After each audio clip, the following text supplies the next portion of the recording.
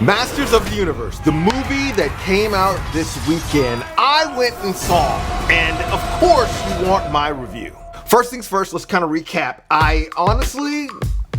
I'll say this. I had a couple of premeditated decisions about Masters of the Universe. One, that Nicholas Galitzine, I pronounced it right. That must mean I actually like him.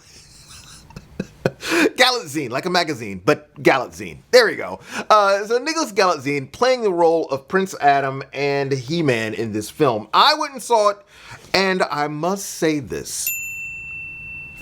I was wrong. I was wrong about Nicholas. I was wrong. I was thinking I was going to get a mamby-pamby. It's Adam, dude. Weak. Go out there and shoot some bad guys. Okay. He-Man. Okay. And I'm so glad all my fears were not satisfied. Essentially saying that all of my fears were out of the window, sat down to watch the film, and I thought to myself, this actually, it's carrying my attention through the entire story. Which, by the way, for those of you guys who haven't seen it yet, no spoilers here. I'm just gonna go through my particular review and my thoughts on what I, as someone who has some of the original characters, some of the original action figures, what I thought of the He-Man movie, Masters of the Universe. Number one, the first thing, they start off the story telling the childhood story of Prince Adam. So the little kid who plays really young Prince Adam, he's captivating in the initial part of the story as they're kind of setting up what happened in Eternia and how, Skeletor came, 10, 15 years ago and kind of trashed the place and took over and, got rid of the king and queen and all this sort of thing. And so we find out, one, that he was transported to Earth, which the kid had never been to Earth before. I don't know how he survived. We don't really touch on all of that. Keep in mind, the story is moving at a quick pace. Once we get to that point, we realize that, Prince Adam has been on Earth for the past 10, 15 years or whatever, trying to find the sword of power, which eventually he does. And then something magical happens. And from there, we're caught into the story, and it's off to Eternia.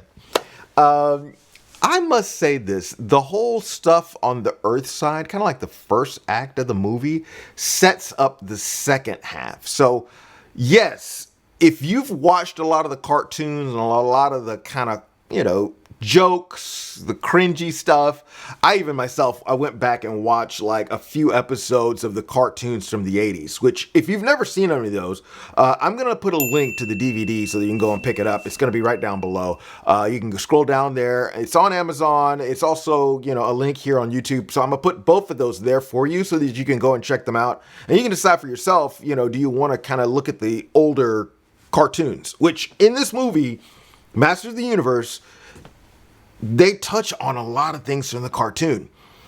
The whole father story with Adam, the mother story where the king and queen and what happens to them, and then being reunited with Tila. I mean, all of that was really captivating and then his first time ever transforming into He-Man was actually very cool. You kind of go through there, you're like, he's been kind of weak and impossible to endure at some stages of this film, but it's okay because I saw some of the cartoon and I realized he's kind of, Adam is kind of goofy in the cartoons too. So they really stay true to that. But the transformation was great. I think his first time transforming into He-Man, it was a good job. It also showed where he put on a lot more muscle too, which on a lot of this, there are, I was saying how he didn't look big enough. I'll say this. It wasn't a distraction that he was not as big as, The Rock or as big as Alan Ritchson in Reacher. I think he had the right amount of muscle build on this particular project, and he looked pretty impressive throughout most of the film. Now, with all of that said, my review, I'm going to say this. Skeletor is awesome. Okay, Skeletor does a cool job. Jared Leto, First of all, I forgot that he's even Skeletor for much of the movie just because of the makeup and the design and the CG and everything on Skeletor. It just looks really good. It captured the real character. And then there's parts in there where Skeletor even is funny, just like the cartoon. Again, if you watch some of the 80s cartoon, you'll realize, oh, they did play on some of the humor and the funniness of Skeletor from the original 1980s cartoon. It's in the movie, okay?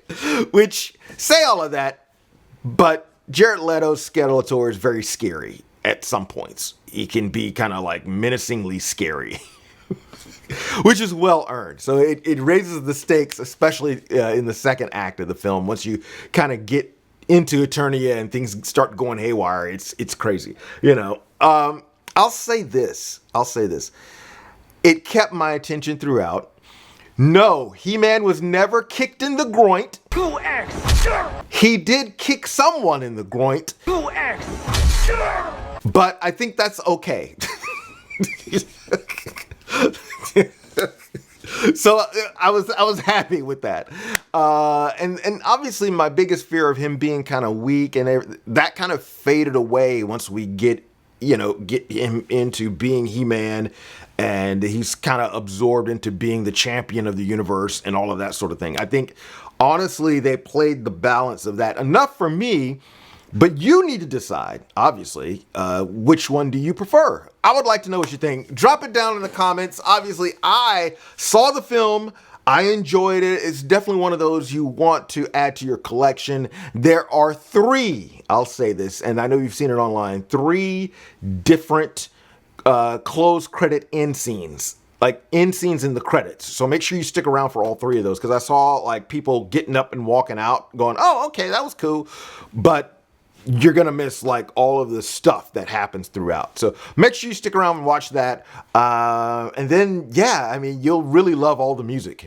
The music in this score is really cool. There are certain musical song hits that happen as well, so you'll enjoy all of that. If you're a longtime He-Man fan like I am, I remember it from the 80s because I was raised in the 80s, you'll love it. You'll enjoy it. Just keep in mind that there are some parts in there where the jokes are kind of forced, like the cartoon. Which again, if you haven't seen the cartoon, there's a link to it. You can pick up the DVD with all the seasons and everything. So I'm gonna leave it right there. And guys, let me know what you think and what you thought of the film. I know you're watching it this weekend. If not, then just let me know. That would be great. Guys, thanks so much, and I'll talk to you in the next one.